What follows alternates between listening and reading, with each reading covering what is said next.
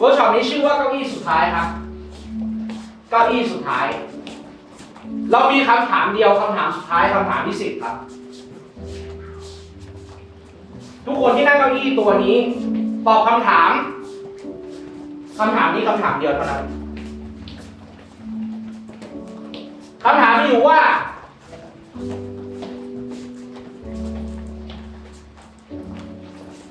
ถ้าเกิดว่าเราไม่ได้ไปต่อหรือว่าเราไม่ได้เดบิวต์ในรายการนี้ทุกคนมีอะไรอยากจะบอกเพื่อนๆในห้องหรือใครก็แล้วแต่นั่งเก้าอี้ตัวนี้แล้วบอกได้เลยครับ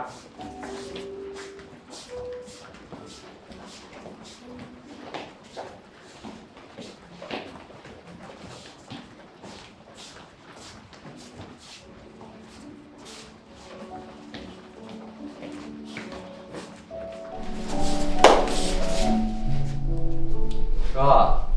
ถ้าผมหรือบุญไม่ได้เดบิวต์ในรายการนี้หรือโอกาสครั้งนี้อาจจะไม่ใช่โอกาสของบุญก็อยากจะฝากถึงทุกๆคนก็อย่างแรกเลยอยากขอบคุณเพื่อนๆทุกคนดีใจมากๆที่เราได้มารู้จักกันในรายการในบ้านแห่งนี้รู้สึกดีใจมากๆแล้วก็มีความสุขมากๆกับทุกๆคนเลยนะไม่ว่าจะเป็นเพื่อนที่เคยเทรนด้วยกันมาแล้วเป็นปีหรือแม้กระทั่งเพื่อนที่เพิ่งได้รู้จักตอนที่ได้อยู่รายการรู้สึกว่าทุกโมเมนต์ที่ได้อยู่ด้วยกันมันมีทั้งสุขมีทั้งทุกข์แต่สุดท้ายมันมีความสุขมากๆสำหรับผมมันมีวันที่แบบมันได้เดย์ออฟมันได้กลับบ้านบ้างมันกลายเป็นทำให้รู้สึกว่าเราอยากกลับบ้านที่มีทุกคนอยู่แล้วเราขับรถแล้วเราก็นั่งรถไปที่ห้องสอบเดียวกันอยากจะให้ทุกคนสู้ต่อไปแล้วก็เป็นกำลังใจให้ทุกคนเสมอจะคอยซัพพอร์ตทุกคนจริงๆเห็นความตั้งใจและความรักในการอยากเป็นศิลปินไอดอลของทุกคนมากๆขอบคุณและรักทุกคนมากๆเหมือนทุกคนเป็นครอบครัวเหมือนทุกคนเป็นบ้านสำหรับบุญที่ทำให้บุญปลอดภัยทำให้บุญรู้สึกอุ่นใจที่ได้อยู่ด้วยขอให้ทุกคนประสบความสำเร็จและมีความสุขในทุกวันครับ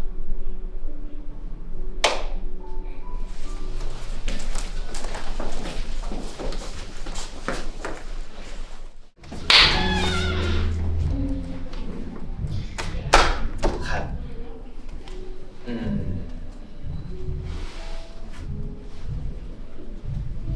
สำหรับเจมส์นะครับถ้าสมมติว่าเจมส์ไม่ได้เดบิวต์ต่อหรือว่าไปไม่ถึงจุดที่ตัวเองอยากทำใช่ไหมครับก็อันดับแรกเลยอยากจะขอโทษทุกคนที่ช่วงเวลาที่ผ่านมาเคยดุหรือเคยว่าหรือว่าเคยทำตัวไม่ดีกับใครอะไรอย่างเงี้ยครับก็อาจจะคิดหน้าคิดหลังไม่ดีอะไรอย่างเงี้ยก็อยากจะขอโทษครับแล้วก็อยากจะให้กำลังใจทุกคนแล้วกันนะที่บางคนอาจจะไม่ได้มั่นใจในตัวเองว่าตัวเองจะทำได้ไหมอะไรอย่างเงี้ยแค่จะบอกว่าเก่งมากแล้วก็ทุกคนทำได้แล้วครับขอบคุณที่คอยเดินทางด้วยกันมาแล้วก็คอยเป็นเซฟโซนให้กันและกันคอยเป็นเพื่อนเป็นพี่เป็นน้องที่คอยให้คำแนะนำเจมส์หรือว่าคอยทำให้เจมส์คนนี้โตขึ้นอีกขั้นหนึ่งต้องขอบคุณเซตอาจจะตลกครับเซตแก่พี่ๆทั้ง3คนพี่เมลพี่ดำพี่และต่อครับที่คอยเตือนผมตลอดใช่ครับแล้วก็น้องเตอร์ที่ ดื้อบ้างครับผมก็บางทีก็ อาจจะเผลอด่าไปเยอะอะไรเงี้ยก็ขอโทษครับ ก็ทุกๆคนเลยครับที่อยู่ในนี้ไม่ว่าจะเป็น พี่ทีมงานที่เขาเสียเวลาแล้วก็ เหนื่อยเพื่อผมแล้วก็ทุกๆคนมา ก็บางคนที่ยังไม่ได้สนิทด้วยขนาดนั้นก็ขอโทษที่ไม่ค่อยได้เข้าหาหรือว่าไม่ค่อยได้คุยอะไรด้วยเลย ก็แค่อยากขอบคุณครับ ขอบคุณทุกคนจริงๆท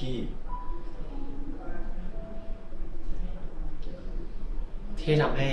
ผมนั้นมีความสุขในรายการนี้ได้ก็ทำให้ผมได้มีครอบครัวเพิ่มอีกครอบครัวหนึ่งครับก็หวังว่าทุกคนจะประสบความสำเร็จในสิ่งที่ทุกคนต้องการนะครับ ก็อยากให้ทุกคนไปถึงฝันที่ตัวเองอยากทำครับก็นั่นแหละครับก็ไม่มีอะไรแล้วครับขอบคุณจริงๆครับ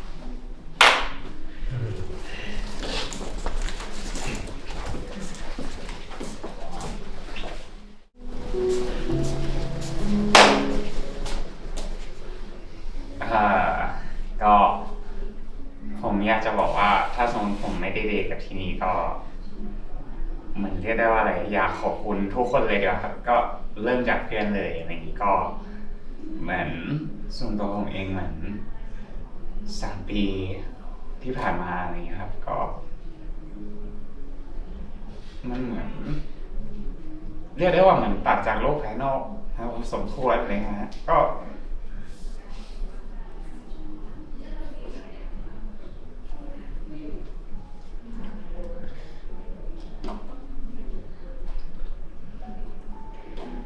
เหมือนได้พอมาเจอเพื่อนที่นี่แล้วมันแบบว่า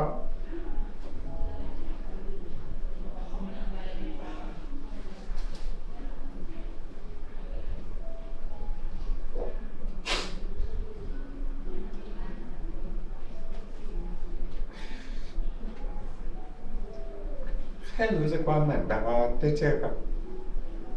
ครอบครัวใหม่เลย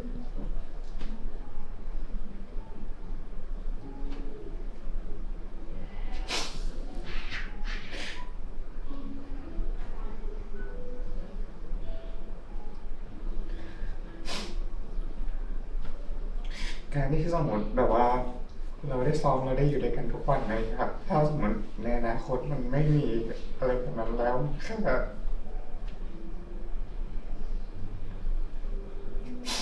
รู้สึกว่ามันคงเหงาหน้าดูเว้ยเนี่ยก็อยากจะขอบคุณที่แบบว่าเหมือนกันเลยครับผมอยู่เป็นเซฟโซนเลย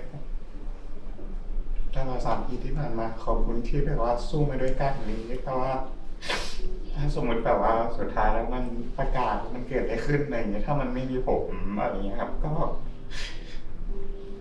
เหมือนผมรู้ว่าแต่ละคนเก่งยังไงแล้วก็ทำอะไรบ้างก็อยากไป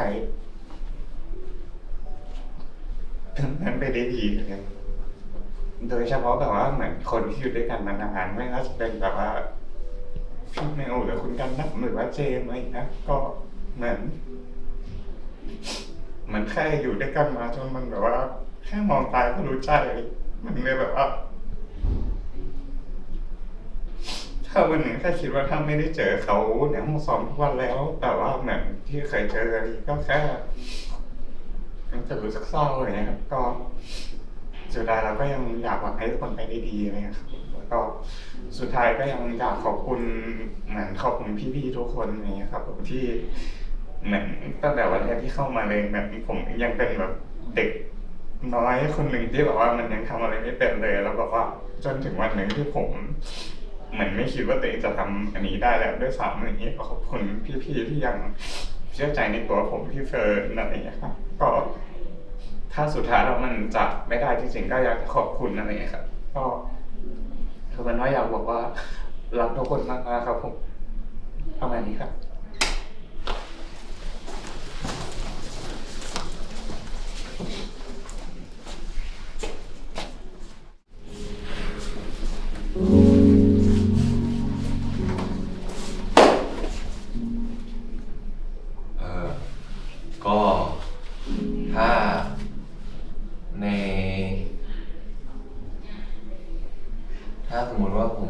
ต่อ ก็อยากบอกทุกคนว่า ครั้งหนึ่งในชีวิตพี่เคยได้มาเจอกลุ่มคนที่ เก่งและอบอุ่นขนาดนี้ครับ อยากจะบอกทุกคนว่า ทุกคนเก่งมากๆเหนื่อยกันมาเยอะมากๆ เห็นการเติบโตของทุกคนมาโดยตลอดครับ อยากให้ทุกคนภูมิใจในตัวเองมากๆ ถ้าเส้นทางนี้เดินไปต่อโดยไม่มีผมก็ ผมเชื่อว่าทุกคนไปได้ดีอยู่แล้วครับ ทุกคนเก่ง มีความสามารถ อยากขอบคุณหลายๆคนเลยครับ ไม่ว่าจะเป็นตั้งแต่วันแรกที่เข้ามา ผมทำอะไรไม่เป็นเลย มีกันดั้มคอยช่วยสอนเต้นครับ อดทนกับผมมากๆ เพราะว่าผม เต้นไม่เป็นเลยทำอะไรไม่เป็นเลย ขอบคุณสตองที่ ทุกครั้งที่ผมรู้สึกว่าไม่ไหวแล้วแหละ ผมคงทำสิ่งนี้ไม่ได้ก็ยังมี น้องๆทุกคนคอยให้กำลังใจบอกว่าพี่เมลทำได้พี่เมลเก่งอยู่แล้วอะไรเงี้ยครับ ขอบคุณเจมส์ด้วย ที่อดทนแล้วก็พาพี่มาได้ไกลขนาดนี้ ขอบคุณวิกเตอร์ที่น่ารักแล้วก็ทำให้ผมยิ้มได้ตลอดครับ โนเอลที่เป็นเพื่อนคุยกันยามเหงาหรือว่า ผมเครียดก็คุยกับโนเอลนี่แหละครับ เก่ง ที่ดูจะเป็นคนที่คล้ายๆกันครับ ขอบคุณทุกคนที่เป็นเสียงหัวเราะให้ แล้วก็บุญ ขอบคุณที่เป็นคนดีของพี่มาโดยตลอด มีอะไรช่วยได้บุญก็พร้อมจะช่วยเสมอครับ ถึงอินทวิทย์ภูมิถิ่นและสมาร์ทพี่ขอโทษไปบ้างถ้าพี่ดุหรือว่าพูดอะไรที่มันอาจจะตรงหรือว่าทำร้ายจิตใจกันไปบ้างครับ แล้วก็ขอบคุณแพทเทิร์นที่ได้รู้จักความน่ารักของแพทเทิร์นครับ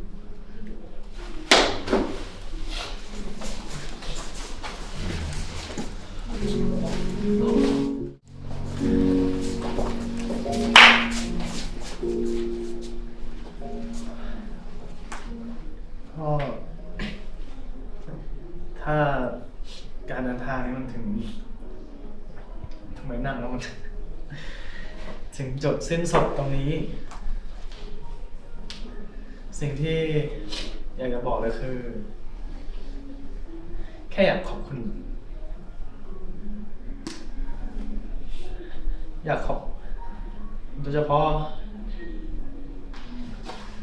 5 คนที่อยู่มาก่อนแบบ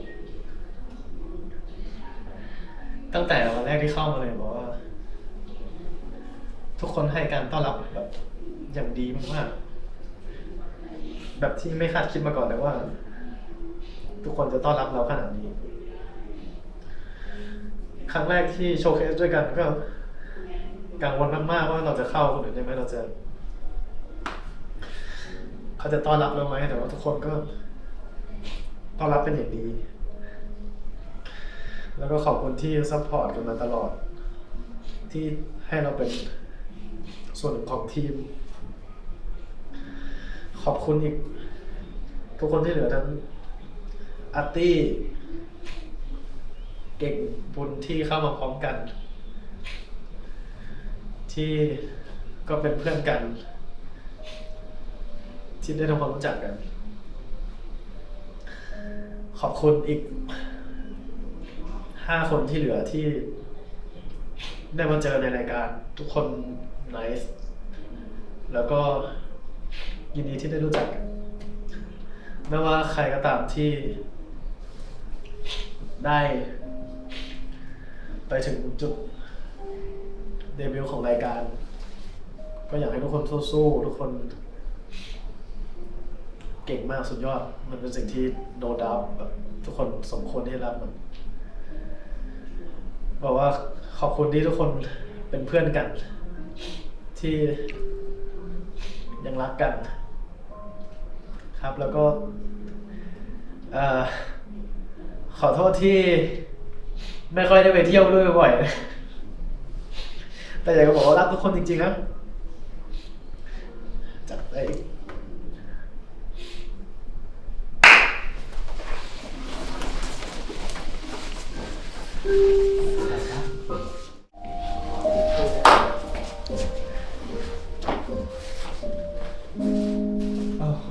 ครับ สิ่งแรกที่ที่อยากพูดกับทุกคนเลยก็คือ ขอบคุณมากๆที่เป็นเพื่อนกับผมครับในชีวิตนี้ผมมีครอบครัวคือมีแค่แม่ครับ ขอบคุณทุกคนที่มาเติมเต็มหลายๆอย่างในชีวิตครับ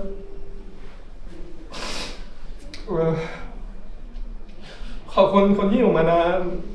มากๆแล้วก็ขอบคุณเพื่อนใหม่มากๆครับอยากขอบคุณเพื่อนๆแก๊งเก่าครับพวกเขาเก่งมากๆ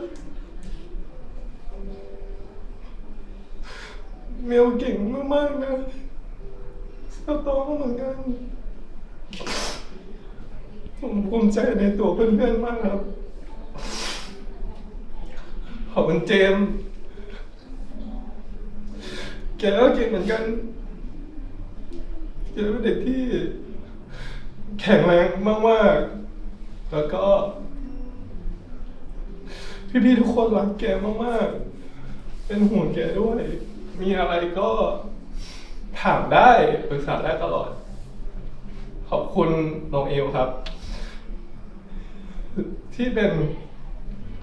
เพื่อนที่ดีมากๆครับผมชอบติดแล้วเดินกลับบ้านครับแล้วก็เป็นคน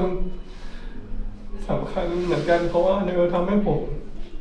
ร้องเพลงเก่งขึ้นแล้วก็ประสานเสียงได้ครับแล้วขอบคุณวิกเตอร์ที่ให้พี่แกล้งบ่อยๆถึงพี่แกล้งพี่ก็รักเหมือนกันแล้วขอบคุณเก่งที่ชอบแกล้งชอบแกล้งเก่งนะครับเก่งถึงจะแกล้งเก่งแต่ก็รักเหมือนกันอยากขอบคุณบุญเพราะว่าเวลาที่ผมเห็นบุญทำผมเห็นความตั้งใจของบุญอยากขอบคุณเพื่อนๆที่รู้จักกันในนี้ครับเหมือนได้ครอบครัวมาเพิ่มเลยครับผมดีใจมากๆที่ได้รู้จักกับทุกคนครับผมได้อยู่ใน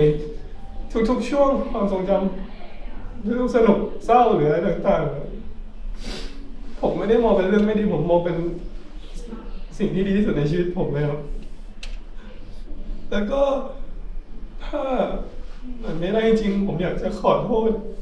แม่ครับ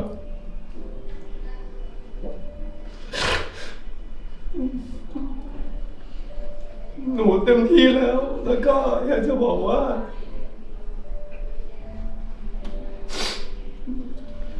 จะตั้งใจทำความฝันแม่ให้สำเร็จครับอยากให้แม่สบายนะครับเอาเป็นว่าผมไม่ว่าใครได้หรือไม่ยังไงผมดีใจมากๆครับเพราะว่าผมเชื่อในตัวทุกคนเพราะทุกคนเก่งครับแล้วก็ผมภูมิใจในตัวทุกคนในนี้มากๆทั้งหมดเลยครับไม่ต้องห่วงครับว่าถ้าไม่มีใครซัพพอร์ตยังมีพี่คนนี้ยังเป็นเสียงหัวเราะให้ทุกคนได้อยู่เมื่อไหร่ทุกคนเครียดอะไรก็มาให้พี่เล่นตลกให้อยู่ได้ยังเป็นคุณตลกของน้องๆคนนี้เสมอครับ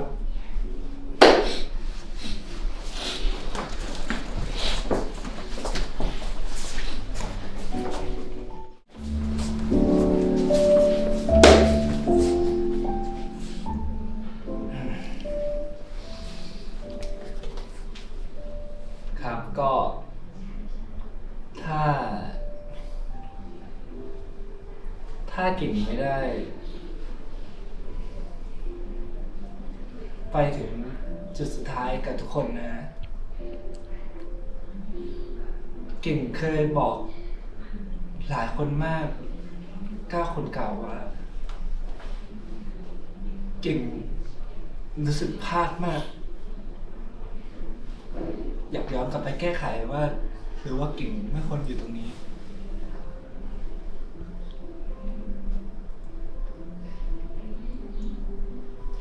ตอนนี้เก่งไม่รู้สึกว่าพลาดแล้วครับต่อให้ย้อนเวลากลับไปอีก100 ครั้ง เก่งก็จะเลือกทำเหมือนเดิม ขอบคุณพี่บุญนะครับ พี่บุญเป็นคนแรกที่คุยกับเก่งตั้งแต่เดินเข้ามา เขานั่งอยู่ข้างๆเก่งครับ ก็คอยส่งระบายคุยเล่นกันก็ขอบคุณนะครับ ที่ยังเอ็นดูเก่งน้องคนนี้ไม่อย่างดี แล้วก็ขอบคุณวิกเตอร์และเพื่อนเราเคยเจอกันมาก่อนแล้วก็โลกกลมมากที่ส่งเรามาเจอกันอีกวิกเตอร์ยังคงแนะนำเก่งเหมือนทุกวันที่ยังคงแนะนำอยู่ ขอบคุณพี่เจมส์มากๆที่ดูแลน้องคนนี้เป็นอย่างดี ไม่ว่าน้องคนนี้มันจะทำพลาดสักกี่ครั้ง จะงอแงสักกี่ครั้ง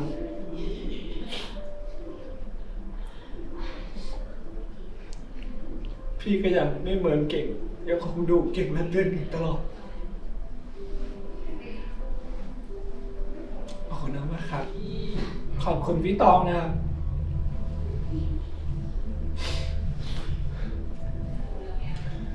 ที่ยังคงปลอบใจเก่งเรื่อยๆคอยช่วยเก่งตลอด ทั้งเรื่องแรปเรื่องเต้นในทุกเรื่องที่เก่งไม่เข้าใจ คอยซัพพอร์ตตลอด ขอบคุณมากๆนะครับ แล้วขอบคุณพี่เมลด้วยนะครับ คนนี้เหมือนเป็นพ่อของเก่งอีกคนหนึ่งแล้ว เขาคอยคุยเรื่องเก่งตลอด เพราะเราเก่งน่าจะเหมือนพี่เมลที่สุดแล้ว ขอบคุณพี่ดำนะครับ ที่ทำให้เก่งเป็นตัวโดน เก่งเป็นตัวโดนที่มีความสุขที่สุดในโลกนะรักพี่ดำมากๆขอบคุณที่พี่แกล้งพี่ขอบคุณพี่โนนะครับ ที่ยอมเบียวเป็นเพื่อนเก่ง พี่ร้องเพลงโคตรเพอเลยวันนี้ก็ถามว่าทำไมพี่ร้องเพลงเพอจังขอบคุณมากๆครับ ที่สอนเก่งประสานถึงจริงตอนนี้ก็ยังประสานไม่ได้สักทีอาร์ตี้ก็เป็นอีกคนหนึ่งที่เข้ามาพร้อมกัน ก็ขอบคุณน้องมากถึงตอนแรกเราจะไม่ค่อยได้คุยกันเลย แต่หลังๆนี้เริ่มพูดไม่หยุดแล้วแฮปปี้มากๆน้องรักแพทเทิร์นคุณนี่คือแบบเป็นเพื่อนที่ดีมาก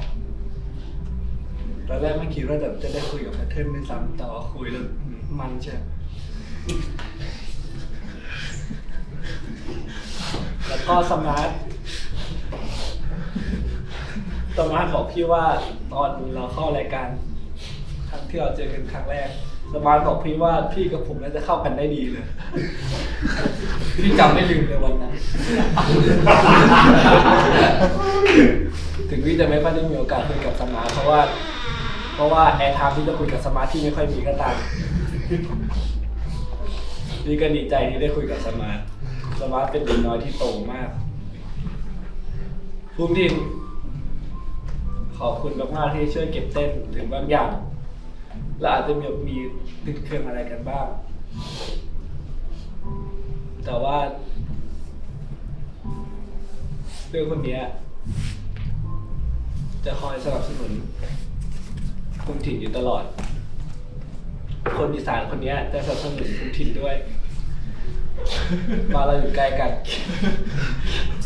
ขอบคุณนะอินเทอร์วิท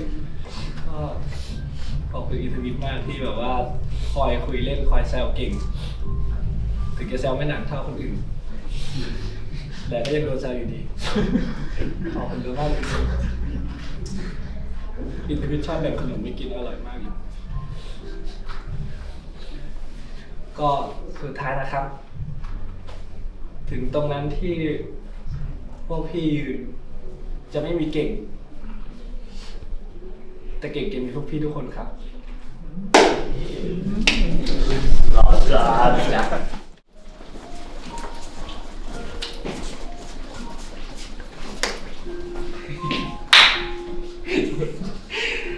ประมาณ3 รอบเลย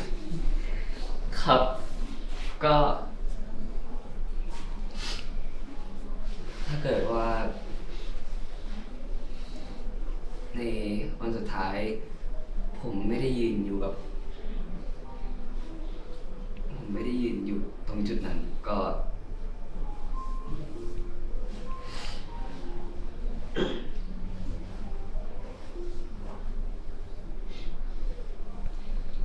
ก็ดีใจกับคนที่ได้ยืนตรงนั้นครับ แล้วก็ ภูมิใจกับตัวเองที่แบบมาถึงตรงนี้ แล้วก็อยากขอบคุณพี่ๆที่เราเคยอยู่ด้วยกัน5 คนมาก่อน ก็รู้สึกว่าตัวเองเป็นลูกเล็กของพ่อทั้ง4 คนครับ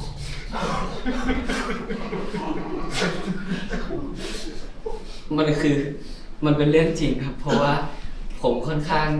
จะทำอะไรพลาดหลายอย่างบ่อยครับรวมไปถึงเรื่องขอโทษเลยกันขอโทษที่ตื่นสายขอโทษที่ค่อนข้างที่จะไปซ้อมสายด้วยบางครั้งก็ยังอยากจะขอบคุณพี่ๆทั้ง4 คนครับที่แบบยังคอยตักเตือนผมเรื่อยๆยังแบบขอบคุณที่ด่าผมด้วยผมจะได้ไม่ทำซ้ำอยู่อย่างนั้นครับก็ขอบคุณทั้งพี่เจมส์พี่ตองพี่กันดั้มพี่เมลมากครับพี่เจมส์กับพี่ตอง2 คนนี้เขาเป็นเหมือนไลฟ์โค้ชของผมเลยครับเพราะว่าผมเหมือนแบบค่อนข้างที่จะเข้าใจโลกน้อยไปหน่อย2 คนนี้ก็เลยเป็นคนที่พยายามให้แบบสอนผมต่างๆครับขอบคุณมากครับแล้วก็ขอบคุณพี่กันดั้มกับพี่เมลครับที่คอยแบบเป็นพี่ที่แบบคอยเล่นด้วยคอยแกล้งพี่เจมส์กับพี่ตองด้วยครับแกล้งด้วยครับแกล้งถึง4 คนเลยครับครับก็ขอบคุณที่ทำให้ผมรู้สึกว่าผมมีครอบครัวที่2แบบจริงๆแล้วก็อยาก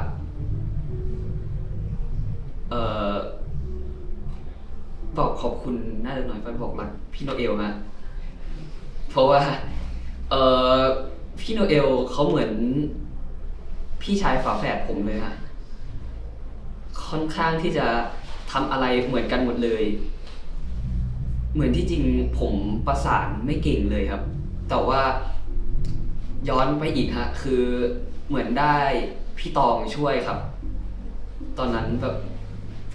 ได้เริ่มที่จะประสานเป็นแล้วก็ให้พี่โนเอลมาช่วยขัดเกลาอีกทีจนมันจูนแบบมันจูนดีขึ้นเรื่อยๆครับขอบคุณเก่ง What's up bro ครับก็ อยากขอบคุณเก่งครับ เก่งเราเคยอยู่ด้วยกันที่ใดที่หนึ่งมาก่อนนะ อาจจะเป็นเรื่องราวที่ตลกฮะเพราะว่าเหมือนเราได้ทำงานร่วมกันกับเก่งมาก่อนแล้ว เก่งหนีผมไปอะ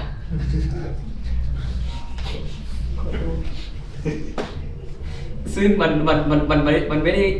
ผมไม่ได้รู้สึกแย่ครับแต่ว่าผมแค่รู้สึกตลกเฉยๆครับก็เอาจริงๆครั้งแรกที่ผมเจอเก่งอ่ะผมรู้สึกว่าเก่งเป็นคนที่กวนมากฮะแล้วก็แรปได้จี๊ดโดนใจผมเลยฮะเพราะว่าเนื้อที่แต่งมาแต่ละคำครับจี๊ดเลยฮะครับก็พอได้มาเจอกันที่นี่อีกก็รู้สึกว่าแบบ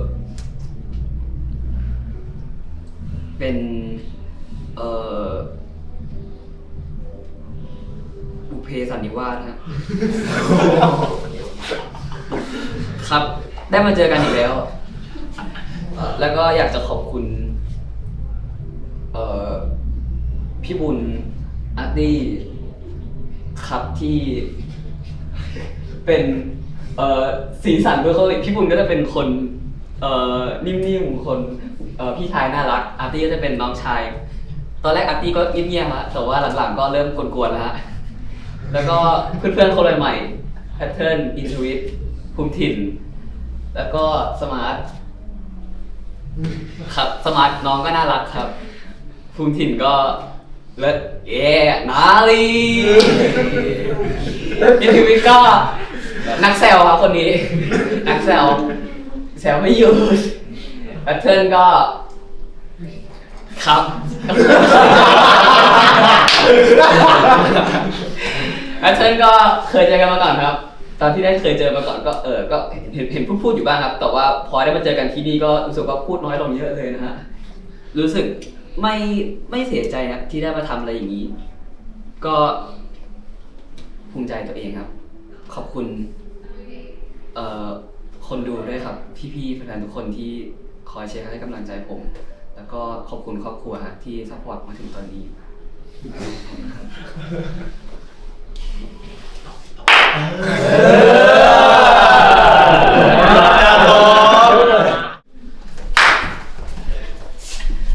โอเคครับก็ถ้าผมไม่ได้ไปต่อนะครับก็จริงๆแล้วก็ก่อนอื่นก็ต้องขอบคุณพี่ๆทุกคนมากๆครับผมอาจจะไม่ได้มีเรื่องเล่าอะไรเยอะครับเพราะว่าผมก็เพิ่งเข้ามาอยู่ในที่นี้นะครับผมจริงๆแล้วก็อยากจะขอบคุณพี่ๆทุกคนที่คอยสอนแล้วก็ทำให้คอยเตือนหลายๆอย่างที่ไม่ดีในตัวผมแล้วก็เขย่าผมให้เป็นคนที่ดีขึ้นในทุกๆวันครับแล้วก็อยากขอโทษพี่ๆหลายๆคนครับที่ผมชอบทำตัวดื้อใส่หรือว่าบางทีไม่ได้โฟกัสบ้างรู้สึกว่ามันอบอุ่นมากๆครับที่ได้มาเจอพี่ๆใน Process ครับแล้วก็ที่อยากขอบคุณเป็นพิเศษก็คงจะเป็นพี่เจมส์ครับที่เรียกว่าทำให้ผมได้รู้วิธีการทำงานของระบบในที่นี้แบบว่าที่มันจริงจังมากๆแล้วก็ผมรู้สึกว่าอยากที่จะทำมันให้ออกมาให้ดีที่สุดครับแล้วก็ขอบคุณพี่เมลอยู่ไหนครับพี่เมลรูเมทคนแรกของผมครับก็ปกติผมไม่ค่อยนอนกับใครนอกจากพ่อแม่ครับแต่ว่าก็พี่เมลก็เป็นคนแรกก็ทำให้ได้รู้จักการใช้ชีวิตกับพี่ๆคนอื่นมากขึ้นครับพี่วิกเตอร์ครับเป็นคนแรกที่ผมเริ่มทักเลยครับผมขอบคุณว่าผมเริ่มทักพี่วิกเตอร์คนแรกตั้งแต่เจอกันครั้งแรกเพราะว่ารู้สึกว่ามีอะไรที่คล้ายๆแล้วก็เหมือนกันครับพี่กันดั้มครับผมก็ยืนข้างพี่เขาตั้งแต่ตอนอยู่สเตจครั้งแรกครับแล้วก็รู้สึกว่านี่แหละครับผมพี่ที่แสนอบอุ่นของผมฮะพี่กันดั้มพี่อินกับพี่เวทเทิร์นก็เรียกว่าเราเคยเทรนกันก่อนที่จะเข้ามาในรายการประมาณ1 เดือนครับรู้สึกว่าช่วงนั้นเป็นช่วงที่สนุกมากๆเลยครับผมแล้วก็เป็นช่วงที่ดีมากๆครับ เหมือนเราได้รู้จักกันแล้วก็ได้ผ่านอะไรมาตรงนั้น อาจจะไม่นานมากแต่ว่าก็ถือว่าเป็นความทรงจำที่ดีมากๆเลยครับผมรู้ถึงพี่ภูมิถิ่นด้วยฮะก็พี่บุญกับพี่เก่งก็จริงๆรู้สึกว่าพี่บุญเป็นคนที่เก่งมากๆครับ แล้วก็พี่บุญเป็นคนที่ตั้งใจในการทำอะไรอย่างหนึ่งซึ่งเป็นคนที่แบบว่ามีแพชชั่นที่สูงมากๆเลยครับผมต่อมาก็พี่เก่งฮะก็อย่างที่พี่เก่งพูดไปก็ครั้งแรกที่ผมคุยกับพี่เก่งก็คือผมรู้สึกว่าน่าจะเข้ากันได้ดีนะครับพี่ ก็ซึ่งก็ถือว่าเข้ากันได้ดีเลยครับ เว้นคำทำไม เข้ากันได้ดีเลยครับพี่โนเอลครับก็แดดดี้โฮมของผมนะครับ พี่โนเอลเป็นคนที่รู้สึกว่าอยู่ด้วยกันแล้วสบายใจครับเหมือนแบบว่าเรื่องร้องเรื่องอะไรด้วยครับเหมือนพี่เขาเก่งมากๆในด้านนี้แล้วก็รวมถึงพี่โนเอลเป็นคนที่ไว้ใจได้ด้วยครับผมรู้สึกว่ามันสบายใจเวลาอยู่กับพี่เขาอะไรเงี้ยครับเวลาอยากจะคุยนู่นคุยนี่อะไรเงี้ยเรื่องแบบเรื่องร้องเทคนิคต่างๆเนี่ยครับก็จะไปคุยกับพี่โนเอลครับผมก็ต้องขอบคุณมากๆครับถึงแม้ว่าถ้าสมมติว่าผมอาจจะไม่ได้ไปยืนอยู่ในจุดที่เป็นคนที่ถูกเลือกครับก็อยากจะให้รู้ว่าผมก็จะไม่ทิ้งความฝันของตัวเองแล้วก็จะพยายามเต็มที่ครับแล้วก็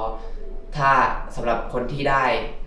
ไปจนถึงฝันก็ขอให้ทำหน้าที่อย่างเต็มที่แล้วก็ผมก็จะคอยซัพพอร์ตพี่ๆเสมอครับไม่ว่าพี่จะทำอะไรก็ตามครับผมประมาณนี้ครับขอบคุณครับ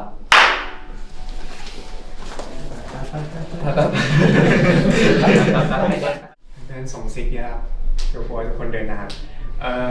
โอ้พอมานั่งแล้วผมลืมสคริปต์เนี่ยแหละโอเคครับผมถ้าเกิดผมไม่ได้ไปต่อนะครับก็อยากจะบอกทุกคนครับว่าฝากเต้นแทนผมด้วยครับเพราะว่าความสุขของผมอย่างเดียวก็คือการเต้นนั่นแหละครับก็อยากฝากพี่ๆทุกคนเต้นแทนผมนะครับแล้วก็ผมดีใจมากๆแล้วก็ยินดีมากๆครับที่ทุกคนได้ไปต่อครับผมแฮปปี้มากๆครับผมว่าผมจะไม่ได้ไปต่อครับผมไม่รู้จะพูดอะไรดีครับก็อยากจะขอบคุณพี่ๆทุกคนจริงๆครับที่ได้มาเจอกันได้รู้จักกันถึงมันจะเป็นช่วงเวลาที่สั้นแต่ว่ามันมีความหมายกับผมมากๆครับก็ขอบคุณทุกคนจริงๆครับผม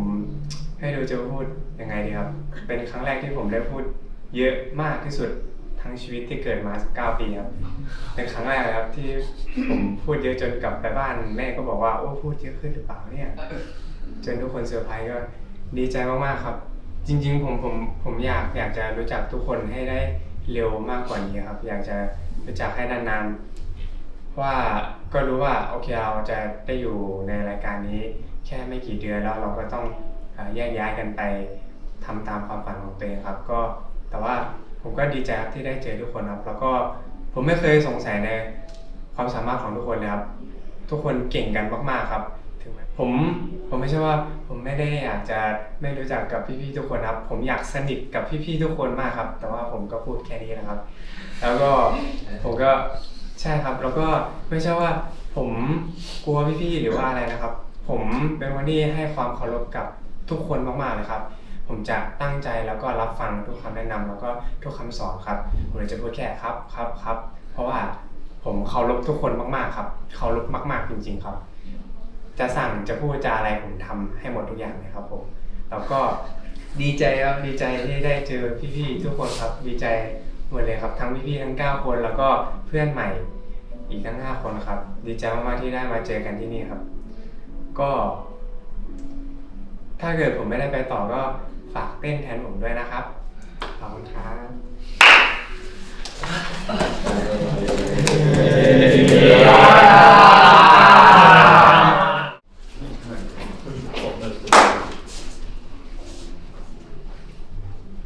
ก่อนที่จะไปถึงคำถามอยากขอบคุณโอกาสครับผมเอ็นรู้สึกว่าเอ็นอกหักมาจากการออดิชั่นหลายรอบมากเมื่อไหร่มันจะเป็นตาสักทีตาเราสักทีอะไรอย่างเงี้ยครับผมพอเข้ามาที่นี่เห็นเรียบร้อยได้เจอกับทุกคนที่นี่ ทุกคนให้การต้อนรับที่ดีมากๆเลยครับ ระหว่างการแข่งขันมันเหนื่อยมากๆมันเหนื่อยทั้งกายมันเหนื่อยทั้งใจเหนื่อยทุกอย่างเลยครับ เหมือนมันก็คิดอยู่ว่าเราจะเข้ากับคนอื่นได้ไหมอะไรอย่างเงี้ยอยู่ไปสักพักบางทีมันก็เหงาบ้างช่วงนั้นกลับบ้านกับแพทเทิร์นบ่อยๆครับบังเอิญเจอบน BTS บ่อยด้วยซื้อช้อปปิ้งอาหารกันอยู่บน BTS หลายรอบอยู่ครับ แล้วก็เดินกลับบ้านอย่างนี้ด้วยกันบ่อยครับ ก็เลยอันนี้กับแพทเทิร์นแล้วก็ได้ดีฟทอล์กกันหลายครั้งตอนอยู่บนรถอะไรอย่างเงี้ยครับเป็นเพื่อนที่ดีคนหนึ่งแล้วก็เป็นรูมเมทคนแรกของอินก็ต่อมาน่าจะเป็นภูมิถิ่นนั่งอยู่อย่างนี้นะคืออินเจอกับภูมิถิ่นตั้งแต่ลูกกี้แล้วครับอินไม่ชอบภูมิถิ่นเลย คือเหมือนแบบเราอยู่ลูกกี้เราเจอคนนี้เขาเด่นมากเลยครับเขาเต้นเก่งมากในนั้นเขาแบบโคตรจะ stand out จากตรงนั้นแล้วแบบว่าเขาคือนักเต้นที่เก่งมากๆมีสไตล์ของตัวเองจนเรามาถึงที่นี่แล้วก็คิดว่าเราจะได้มาเจอคนใหม่ๆแล้วก็ยังมาเจอภูมิถิ่นอยู่ดี แต่ว่าทุกคนครับพอได้เจอกับภูมิถิ่นแล้วก็ได้คุยกับภูมิถิ่นบ่อยๆหลายๆครั้งรู้สึกว่าตอนซ้อมกับตอนที่อยู่ในห้องนอนเหมือนเป็นคนละคนกันเลยครับอยากให้เขามั่นใจเยอะๆว่าแบบว่าสิ่งที่แกทำแบบมันดีแล้วไม่แบบแกเต้นดีมาตลอดยังไม่ต้องอย่างไม่มั่นใจเวลาเต้น เป็นสีสันให้บ้านด้วยสดใสแบบนี้ไปเรื่อยๆไม่ต้องเครียดไม่ต้องกังวลอันนี้แหละน้องสมาร์ทอยู่ไหนนี่สมาร์ทตอนแรกเป็นอีกคนหนึ่งที่พูดเยอะเลยครับแต่ว่าอยู่กันไปเรื่อยๆน้องสมาร์ทเป็นน้องที่น่ารักมากครับเป็นน้องอีกคนที่นี่รักมากๆรู้สึกว่าอยากให้ไปได้ไกลกว่านี้แบบสุดๆไปเลยถึงแม้จะอายุ15แต่คิดว่าอีกหลายๆปีน้องน่าจะได้ไปอยู่ที่สูงมากๆครับเพราะว่าน้องมีศักยภาพที่เก่งมากๆต่อมาน่าจะเป็นพี่คินไม่ได้อยู่ที่นี่พี่คินก็เป็นพี่ชายที่อบอุ่นอีกคนนึงครับเหมือนพ่อหมีอีกคนนึงที่ตื่นเช้ามากเลยครับตื่นเช้ามาชงกาแฟกลิ่นกาแฟจะลอยออกมาจากบ้านทุกวันเลยถ้าเป็นบ้านก้าวตอนแรกอินเครียดมากเลยนะแบบไม่รู้ว่าจะเข้ากับใครได้บ้างที่คุยกันตอนแรกน่าจะเป็นพี่กันดั้มเลยครับคือหลายๆครั้งแบบบางทีเราเครียดหรือว่าเรามีปัญหาอะไรอย่างเงี้ยครับเขาจะคอยเป็นรอยยิ้มให้เราเสมอพี่สตองจริงๆถ้าอินไม่ได้อยู่ในรายการนี้ก็คงเป็นเมียพี่สตองครับ พี่สตองเป็นพี่ที่น่ารักมากเลยครับแบบว่าช่วงที่อินไปเล่น Nintendo ด้วยกันอย่างเงี้ยพี่เขาก็ให้อินยืมมาเล่นโดยที่ไม่ห่วงเลยว่าอินจะเอาไปทำพังหรือเปล่าอะไรเงี้ยแบบว่าเป็นพี่ที่น่ารักกับอินเสมอครับนั้นเป็นพี่เจมส์แล้วกันนะครับส่วนใหญ่ไม่ค่อยได้คุยกับพี่เจมส์ครับแต่ว่ารู้สึกว่าช่วงที่ทำงานแชมเปี้ยนป๊อปปิ้งเป็นช่วงเวลาที่ทำให้อินได้พัฒนามากๆรู้สึกว่าพี่เจมส์เป็นคนที่มีความเป็นผู้นำมากๆครับแล้วก็อยากให้พี่เขามั่นใจว่าพี่เจมส์ร้องเพลงเพราะมากเลยนะครับพี่เมลเป็นพี่ที่ไม่ค่อยมั่นใจในตัวเองครับแต่อินก็คอยบอกพี่เขาเสมอว่าพี่เมลมั่นใจได้เลยพี่เมลเก่งมากๆอยู่แล้วครับไม่ต้องเป็นห่วงในศักยภาพพี่เมลเพราะว่าพี่เมลเก่งมากๆก็อยากให้พี่เมลมั่นใจเยอะๆครับเก่งจริงๆตอนแรกก็ไม่คิดว่าจะได้คุยกับเก่งครับแต่ว่าที่ผ่านมา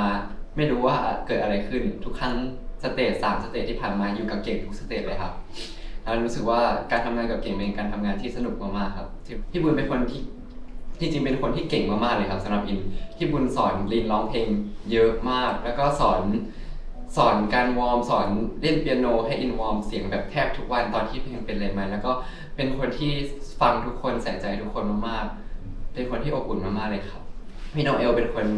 หลายๆคนก็บอกว่าเป็นคนที่สอนประสานใช่ไหมครับซึ่งก็ใช่นะครับเพราะว่าพี่โนเอลก็สอนอินประสานไปเพลงล่าสุดคือเป็นคนที่ perfect pitch มากๆอินไม่รู้เลยว่าสิ่งที่อินร้องไปมันอาจจะแค่บิดไปนิดเดียวแต่พี่เขาฟังออกแล้วรู้สึกว่าพี่เขาเป็นคนที่เก่งมากๆในด้านดนตรีครับแล้วก็ทำให้อินแบบ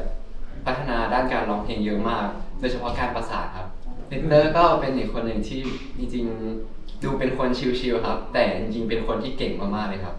คิดท่าเก่งมากแล้วก็คิดทุกอย่างเป็นระบบทำให้ผลงานออกมาดีมากๆถ้ายังไม่ได้ไปเดบิวต์ใช่ไหมครับ อยากจะฝากทุกคนที่ได้ไปว่าเอาให้ดังๆเลยนะ เอาให้ได้ไปไกลกว่า Impact Arena เอาให้ไปกว่าราชมังเลย ก็สู้ๆทุกคนเป็นกำลังใจให้ ถ้าไม่ได้อยู่ตรงนี้แล้วนี่ก็จะคอยไปเชียร์ให้มากที่สุดอยู่เสมอนะครับ ขอบคุณครับ อุ้ยมือ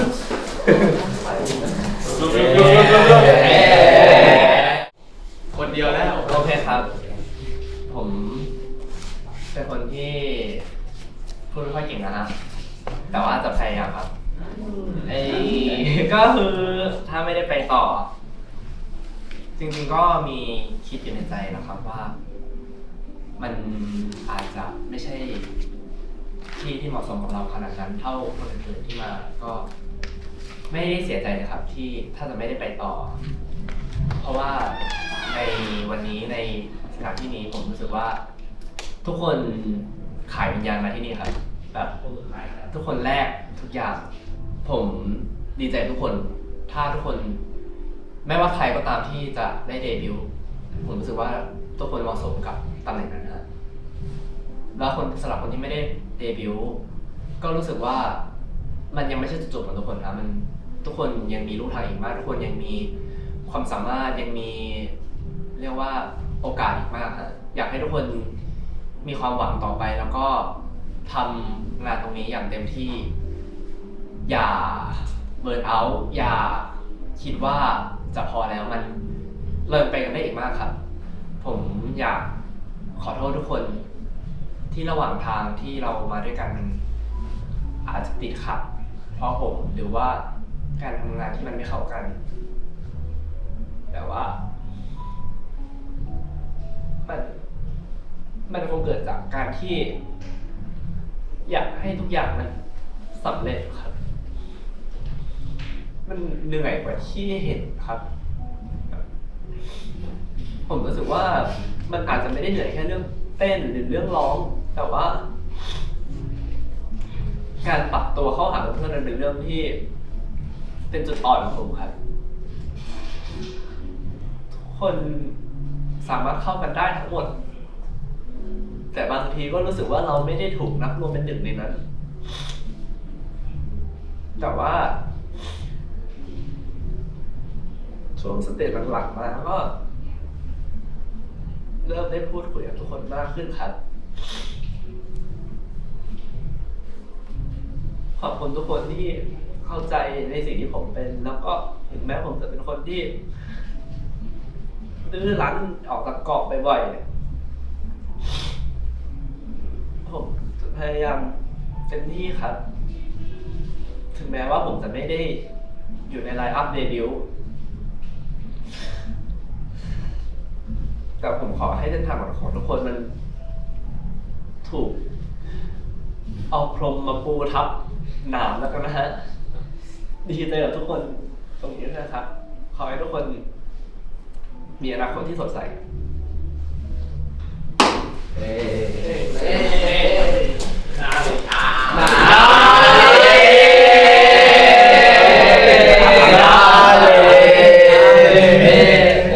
กลับบ้านบ้านไหนบ้านนี้